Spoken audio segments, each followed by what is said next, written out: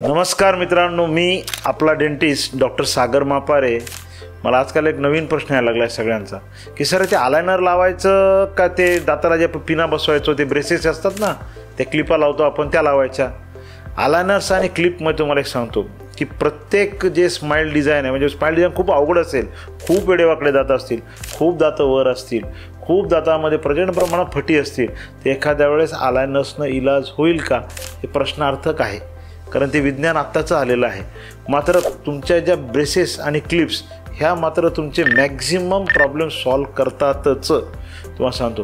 तर लक्षात ठेवा, आलायनर्सनं कोणचं होतं आणि ब्रेसेसनं कोणचं होतं हे तज्ज्ञ ऑर्थोडॉन्टिस्ट म्हणजे दाताला पिन लावणारा डॉक्टर हाच सांगू शकतो। बाकी तुम्हाला जर काही माहिती हवी असेल तर मी तुमच्यासाठी आहेच। मी दाताला पिन बसवणारा नांदेडला सगळ्यात जुना, सगळ्यात म्हणजे काय की नांदेडला जे चालू केलं पिनाचं काम हे आपल्या दवाखान्यातूनच चालू झालेलं आहे।